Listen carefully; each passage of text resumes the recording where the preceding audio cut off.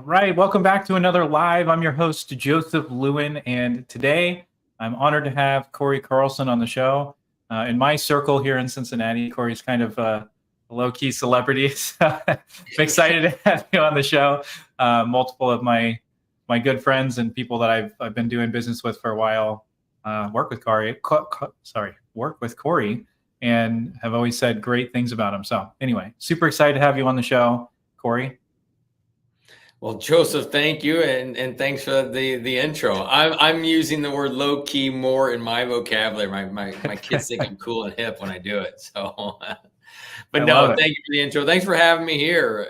This whole LinkedIn Live for me is a new thing, and I learned the idea from you. I mean, when you were speaking at an event in Cincinnati, and you were just talking about how this was a new way of opening up business opportunities and friendships. I mean, you had me at hello. I mean, I was like, this is so cool and interesting. And then you were kind enough to extend an invite to me. So thank you for today and my first LinkedIn Live.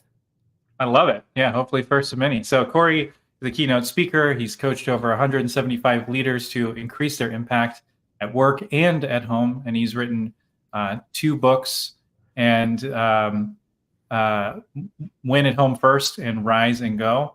And so definitely check those out. You can find them on Amazon. And today we're really going to be focusing on that topic of winning at home first, and what that looks like to be able to really win at home. And by the time you retire and you finish your career, there's actually people who want to be around you. But at the same time, doing that in a way that actually makes you better at work. So we're going to dive into that.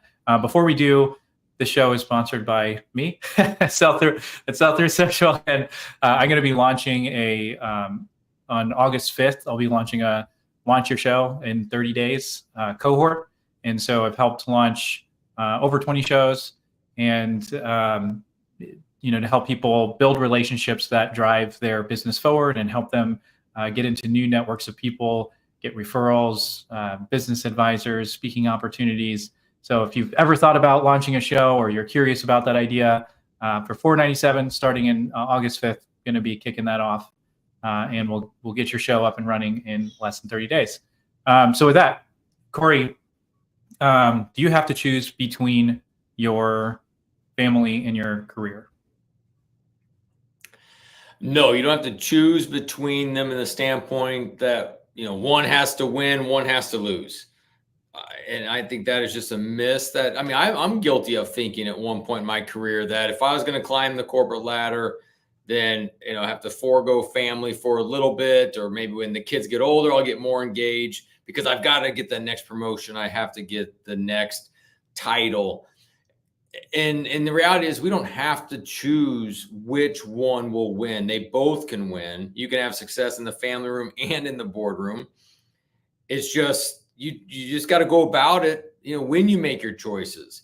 And there's some things that we can talk about of how do we make sure that we are intentional in the choice we're making? Do we have priorities? Do we have boundaries? Are we living into our purpose? Like, we can unpack a lot of that, Joseph, but I think the first thing to talk about coming out of the gates, it's not an either or, it's a both and. You, in fact, can win at home and win at work.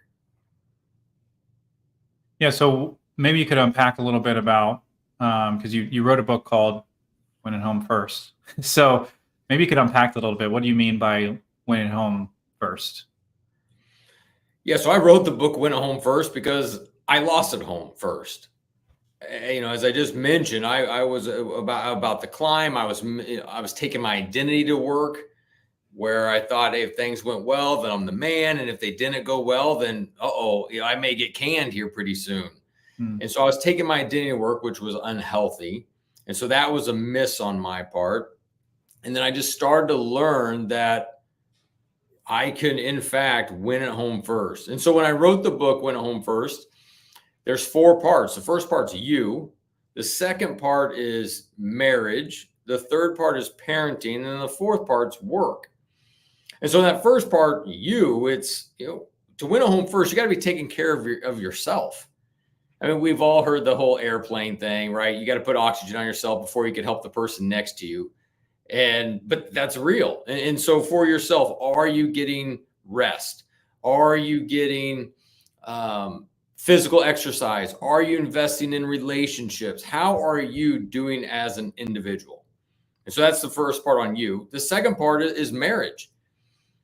Joseph, I work with a lot of leaders, and one of the first questions I'll ask them is, when's the last time you went on a date with your spouse? And they may, in fact, be like, it's been a few months, or we went to the holiday party, or we went to this nonprofit event. But a lot of executives aren't dating their spouse. And so we need to date our spouse. We need to be pursuing them like we did back when we were dating. We need to serve them. There's a post I made recently that, marriage is not 50-50, but instead it's 100-100. Like, how can we both be serving our spouse? And what's cool is I can't outserve Holly. As I serve her, she turns around and surprises me with more. So as you serve your spouse more, you're actually going to end up receiving more. It's awesome. And so that, marriage is so important. That's why it's part 2. Part 3 is on parenting. Are you inviting your kids into relationship, hanging out with them, playing, but also challenging them, like making their bed, getting good grades. Like it's a both and. And we can't be our kids' best friends, but yet we don't want to be disciplinarians all the time. And the last part is on work. And in that part in the book, I talk about boundaries, inside work, outside of work. When you work, are you actually working and not streaming, Facebook or, scrolling social media, whatever it could be, looking at LinkedIn nonstop, whatever it is. So that's the idea of winning home first. Is it starts with you, then make sure your marriage is intact. How are you parenting? And then last, how are you leading at work? Yeah, so maybe we could go through those one at a time, and I know we could make a whole episode probably on each one. But if you're going to leave a couple key points for we'll just go through them one at a time. So I'll just say about you. Where do you see the biggest challenges for? Let's just focus on entrepreneurs, but I know the same concepts really apply to anybody who's leading. What would be the key challenge that you see entrepreneurs face when it comes to taking care of themselves or focusing on themselves, the area they need to develop? And then what would your advice be to them? Yeah, I think for a lot of what I believe for a lot of entrepreneurs is they don't take care of themselves. It's work. And I get it. When I left a 20-year corporate career and then stepped into launching this coaching business, I always felt like I always had to be working. I always had to be looking for a new speaking engagement, always looking for a new client. And I found myself skipping the gym, skipping, quiet time. And I realized that was taking me in the wrong direction. And so for those entrepreneurs, the first thing is are you taking care of yourself? Having self-care. We see so many times where when we go for a walk, go for a run, that's where insight and ideas come from. When we go out in nature. So are you taking care of yourself and getting out and exercising? Are you spending time with friends and getting encouragement and accountability? Lone wolves get taken out. And so if we're always just working and grinding it out, we're going to find ourselves in isolation and lonely. And so for that entrepreneur, I'd make sure you understand your purpose and you're living into it. You've got yourself established some different priorities, which is taking care of yourself, hanging out with your loved ones and your good friends, and then having a plan. Joseph, so many people kind of just wake up, they go to work, they clean out the email inbox, they make sure the to-do list is done, then they come home, hopefully engage with their family, and then the next day it's rinse and repeat. Yeah. But a lot of people don't have a plan for the year, for the quarter, for the month, for the day. And you see this a lot just with last year, there was 52% of PTO days went unclaimed. Wow. And that doesn't even count a lot of the entrepreneurs who don't have to log them. This is corporate PTO where they track it. And in that 52% went unused. And what that tells me 52%. That's 52% insane. went unused. And what that tells me is people are not planning out their year. They may get that one annual vacation. Let's go to the beach for the summer. But the rest of the time, they're not being intentional with their time, with their days off, and how they want to see their family. Joseph, for me, I've got 3 kids. My oldest is 20. And then I've got a 16-year-old and a almost 12-year-old boy. My 20-year-old, this is probably the last summer she'll be in our house, which is just crazy and sad. And I probably get all emotional talking about it. But next summer, she's probably going to stay in South Carolina to do her master's. And then, therefore, then she'll probably be off to her life. I mean, obviously, we're going to be hanging out. But this is the last time under our roof. So when I looked at my quarter and what does this summer mean to me, I decided I'm going to take every Friday off. Because I wanted to be intentional to make sure I was spending time with her before, she leaves back to college. And I didn't want the fall to come to say, oops, I missed that. Yeah. So I think for a lot of entrepreneurs, they don't put a plan in place of how they want to spend their time, what are their priorities, and how are they living into their purpose. Yeah, I think it's a really key point because there's always more that you can do. I mean, especially if you own a business, there's literally unlimited things that you could do, but it really comes down to focusing on the right things. And by putting those boundaries in place, like, hey, I'm going to take Fridays off, that gives you some clear boundaries and forces you to prioritize the things that are actually highest importance, where you're going to move the needle the most. And a lot of times focusing on those things is actually going to get better results anyway. So it's kind of counterintuitive, but sometimes when you put boundaries on, it helps you to actually get the right things done. Whereas when you don't have that, you can kind of do a lot more and look a lot busier, but actually end up not getting as good of results anyway. Yeah. I mean, I'll just to add to that, when home is going well, the work wins feel awesome. They're great. We come home, we want to tell our spouse we got the new client or we signed the contract, and everyone's excited. But if home's not going well, the wins aren't very fun. Because you come home to tell your spouse and they're, I got the contract. They're like, you better have. You haven't been around at all. Yeah. So you better have got that contract. And so I found that if we win at home first, then I can show up to work and give it my best. When we leave our house in the morning, if we get in a fight with our spouse or maybe with a teenage kid, if we get in that fight in the morning, it's going to affect us throughout the day.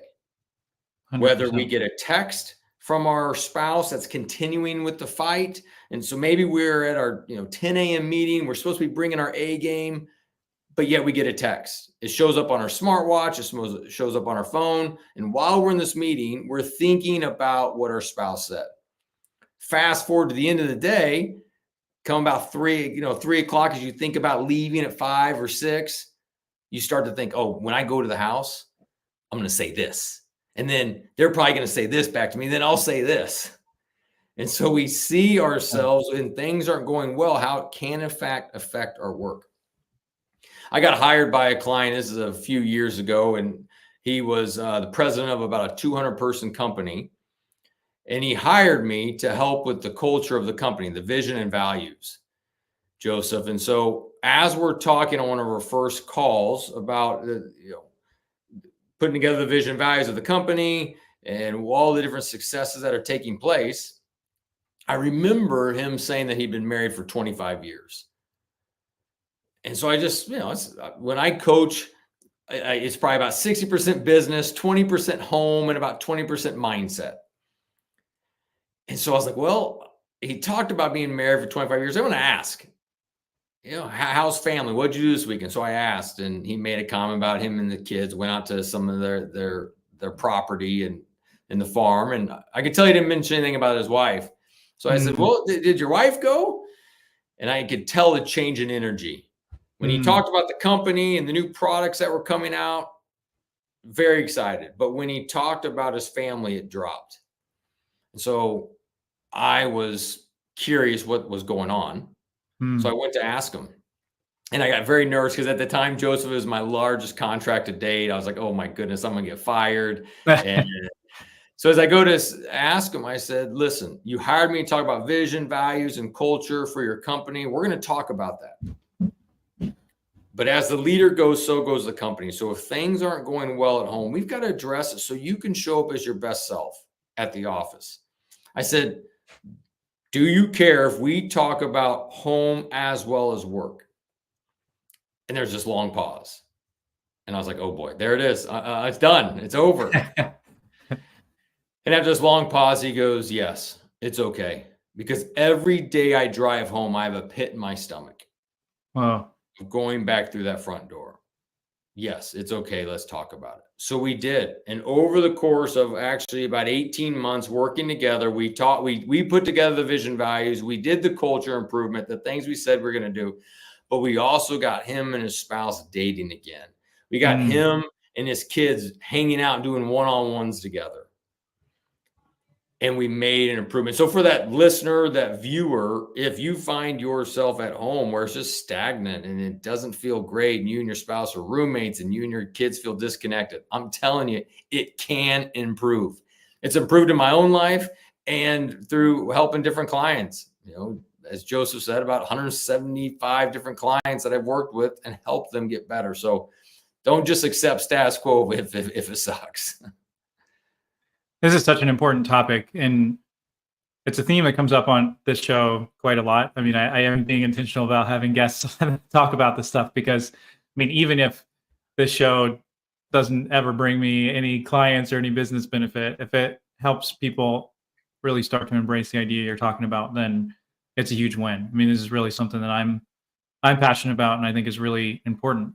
Family is really important, and it's under assault in every arena. I mean, really, including in church and faith communities too. Like family, even in those circles, is downplayed, and there's excuses made, and it's like, well, we can't focus on that because there's these situations over here that that people are going through, so we can't lift up families and make it the ideal. But we're all made to live in families, and whether you like it or not, you're part of a family, and maybe it's a family that's together, or maybe it's a family that's broken.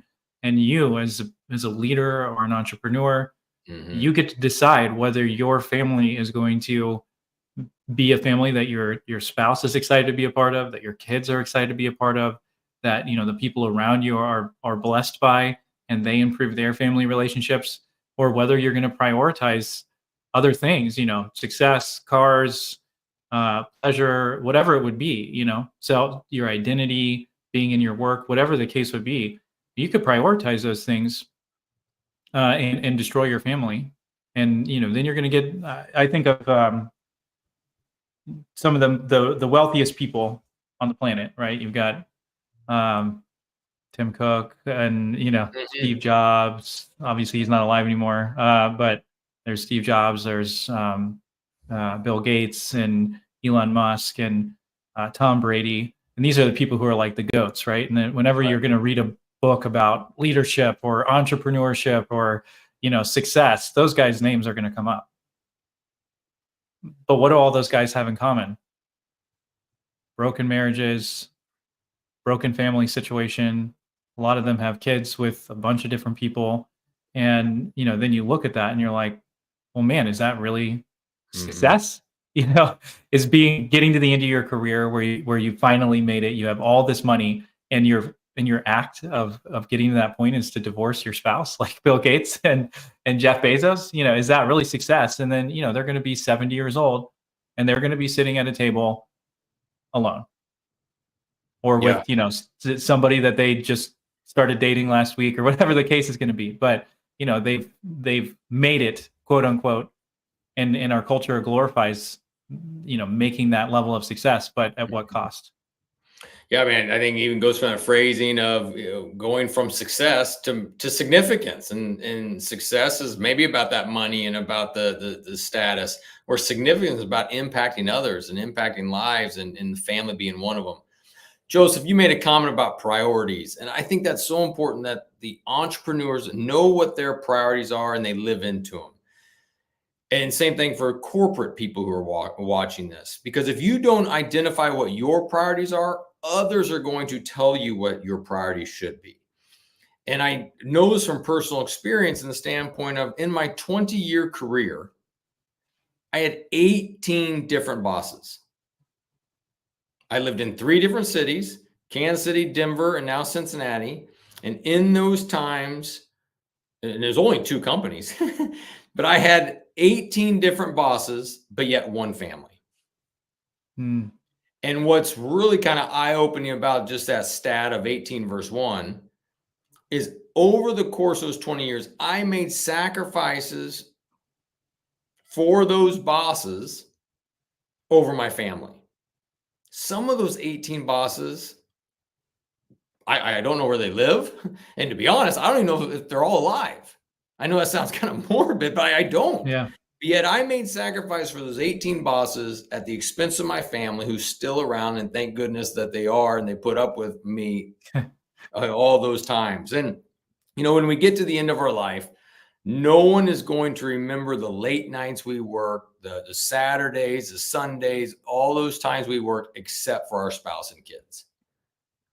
They'll be the ones that remember that we work. So we've got to be very intentional about when we choose to work late, when not. And I'm not saying don't work late. I'm not saying don't work weekends. I mean, even in my entrepreneurial life and teaching work-life balance and living into it, there's times I have to make choices. Like when I wrote my 2 books, there were weekends I had to work. Yep. There were some late nights I had to work because I had a deadline to submit. So there's times to work late. However, the difference is I had to put an end to it. Like, I'm going to work late until, just pick a month, and until the end of August. And then I'm recalibrating, and I'm going to get back to being intentional with family and fitness and all those pieces. And so if you're an entrepreneur and you are in a season of working late, working a lot, look to put an end date to it. Like, have some milestone, some marker that you can, stop, go back to normal hours. Yeah. The other thing is, make sure you're communicating that there is, to your spouse, to your kids, that there is an end. Like, hey, come, this month or this, this holiday or whatever the deadline is, I'm stopping, the project will be over. And then also put a celebration in place. My family's done different staycations after long runs of me having to work hard. It's like, hey, I got to work hard for this submittal, but we're going to do a staycation this particular weekend, and we're going to celebrate, and we're going to hang out. Yeah, I love that. That's so cool. So it's establishing kind of a milestone, putting together communication plan, and really putting together some celebrations. So the family feels the win. The family feels, hey, the dad or mom is coming back in and engaging. So I'm not anti-work at all. Yeah, and our mutual friend, we were just talking about Jeremy Pryor before this. He was on the show a couple of weeks ago. There was something that he said in a podcast that I listened to recently. It was basically, hey, look, there's going to be times where you need to make a sacrifice for something work related, but be intentional about it and recognize what you're actually doing, and then communicate that to your family. And, if the cost is coming to your family, is there going to be an upside for your family? And if not, it's really important to say, well, is that worth the cost to my family? If I'm going to travel for a year and not see my family, and it's going to be a huge career win, and it's going to help me move up the corporate ladder, is that worth the cost? And is my family going to ultimately have a benefit that's going to be worth that cost? And, I'm using a kind of extreme situation with being away for a year, but one of my guests that I had on yesterday gave that scenario of a guy that he met on a plane who did work away from his family for a year, and actually ended up talking the guy out of having an affair with somebody that he was working with. And he was, sharing that because the guy put himself in that situation, and it's for the sake of work, and it's for my career. And, if your identity's in that, and you're climbing the corporate ladder, and it's what's expected in your workplace, and you just go along with it, and you're not being intentional, you can find yourself making all kinds of decisions that you would have never thought possible. Whereas, if you take the time when you're going to have one of these seasons coming up, and you go, hey, look, I'm writing these books because this is going to produce legacy and meaning for my family. And you sit down with your family and you say, hey, here's what I'm thinking of. Here's what it's going to take to do that. I believe this is the right thing for us to do, but here's what it's going to cost.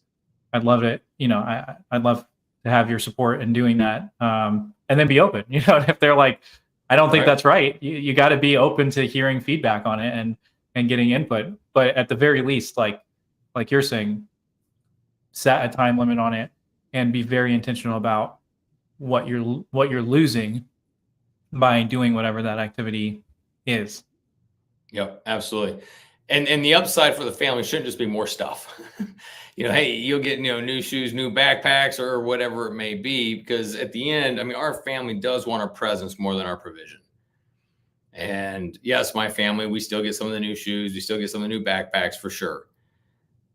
But my son would much rather throw the football around with me, and my daughters would want to go have coffee and talk and hang out with me much more than me just buying them more stuff. Yeah. So, I mean, there's definitely an element of that presence over provision that I think about a lot, just to make sure that I am engaging with them and pouring into them. Yeah, and I know we've kind of gone down a little bit of a trail from maybe some of the questions I had, but as we're talking, I just feel like this is such an important thing. Like, my kids are 11 down to 3, and watching the transition. I have 4 kids, so I kind of have them Right. at various ages. And I'm looking at my 6-year-old and then my 3-year-old, and I'm going, man, my 6-year-old was doing that, feels like yesterday. And then my 3-year-old's in that stage where she'll like run out of the room, slam the door open, and go like slamming, stomping down the hall, and then just like run and jump into your arms and be, just totally full of joy. And my other daughter likes seeing me in the morning, and she'll give me a hug, but it's just different, right? And that changes so fast, especially when your kids are really young. And I feel like for so many people, and me included, especially for my older kids, I didn't really recognize that at first. And sometimes you always have to go through it a little bit, but I'm like, man, it's so important to have presence with my kids at these ages. And like my daughter, my 3-year-old will come up and grab my hand, and she'll be like, will you come play with me? Will you come play magnets with me? And Right. if I'm in the middle of something, my knee-jerk reaction is just to be like, oh, I'll do it later. But I've really been trying to be intentional. If I at all can make it happen, I'll be like, yeah, I'd love to come play with you. And it's like 5 minutes, we go down and she makes tea in the tea set, or we build a magnets together, and then like, okay, I got to go keep working, but I love you. And, just making that connection is so much more valuable, and is going to have way more long-term impact on her and on me than working a couple extra hours or landing a new client and buying a nicer car. I'd rather drive my 2008 Honda Odyssey that's falling apart and have that moment than, have the 2024 version and miss out on that. Joseph, one thing you said I do want to double down on is you said I may go play with my daughter. It may just be 5 minutes. And I think that is awesome. And I think that is often overlooked, because so many leaders, they put this pressure on myself. And I speak from experience that, okay, I get it. I'm going to go on a one-on-one date with my kid, and it's got to be epic, and it's got to be expensive and amazing. And so we make this big deal about it, which sometimes causes procrastination and delay, because we're trying to figure out this one big overnight thing, or this fancy restaurant we're going to go eat, because we're supposed to have, quality time with our kid. And so we're going to make it something special, but it ends up continuing just to get punted down the field because it just gets delayed. Things get in the way. And yes, I think one-on-one dates, like big and fun, are fun and great. But I think we get distracted with what we just need to make sure we're doing is the daily 5-minute hangout. Yeah. Hugging them, telling them you love them, telling them that, ask them how their day was, highs, lows, who are their friends, and just hanging with them. Yeah. Doesn't cost any money, doesn't require planning. It's just being with them. And I think we need both of those. We need make sure you're getting a lot of touches kind of throughout the day or throughout the week, especially if you have to travel. And then, plan some stuff.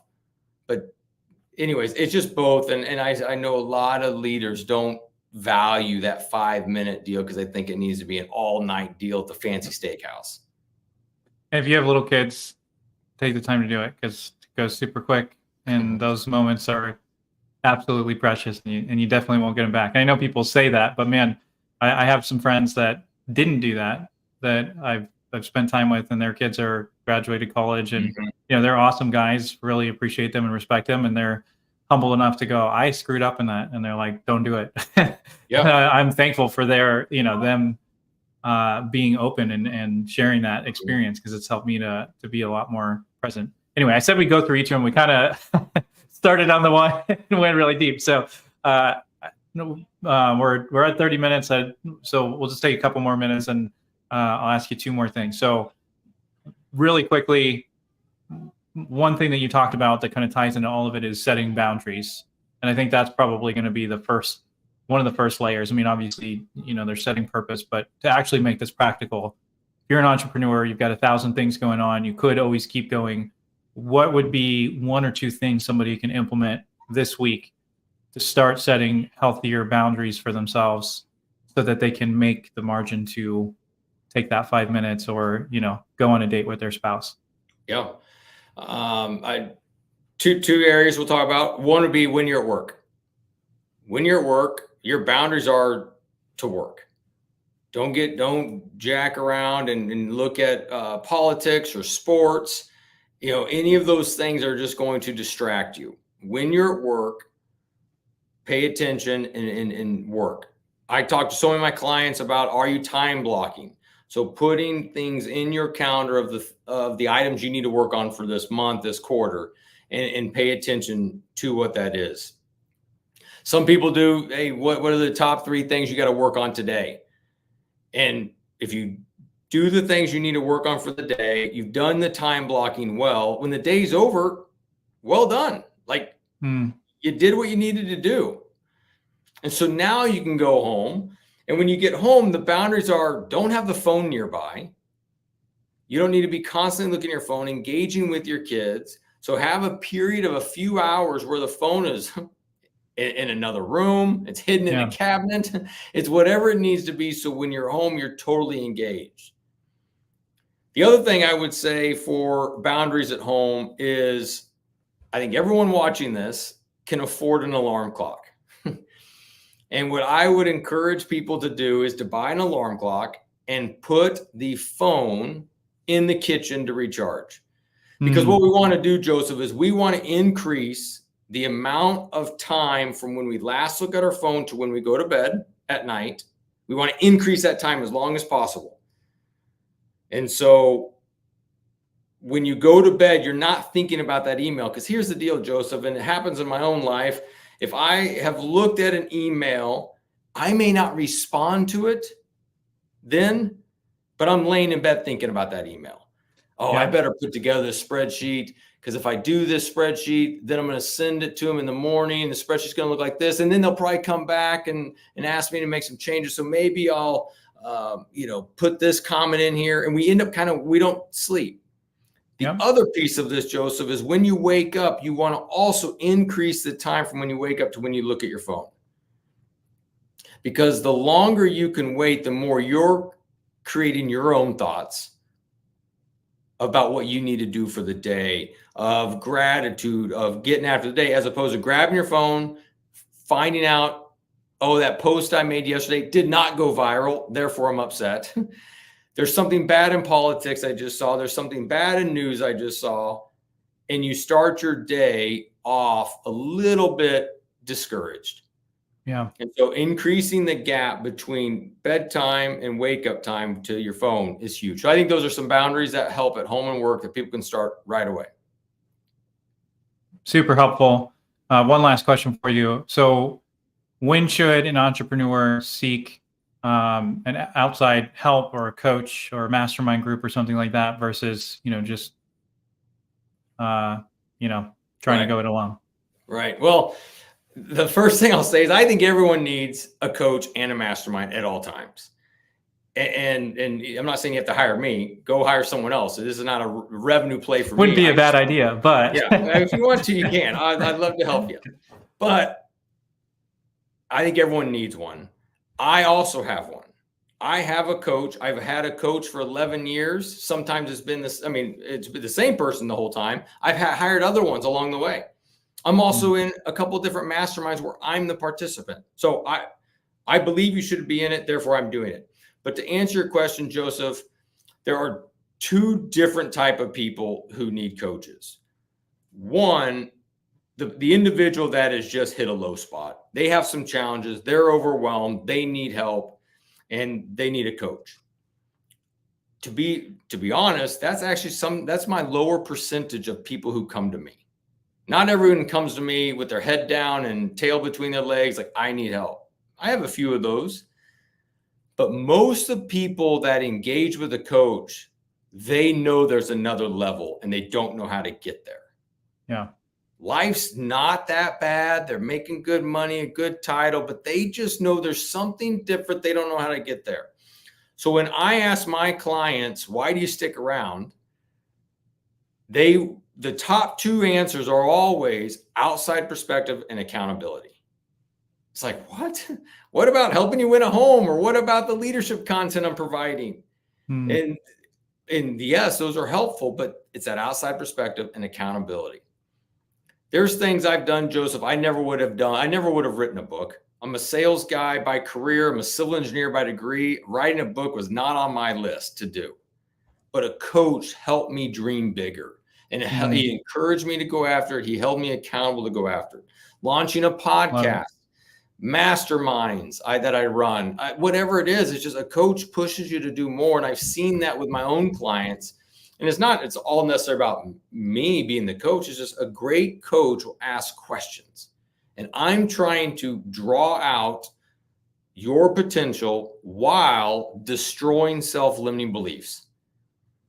Because all of us have these grandiose ideas and we're like, that's not going to work. It's already been done before. And so I'm helping destroy self-limiting beliefs along the way. Love it. So how can people find out more about you if they go, hey, I need a coach, I need a mastermind? Right. How do they find out more about how they could work with you? Yeah, so LinkedIn profile, Cory Carlson, that's one way. Website, CoryMCarlson.com.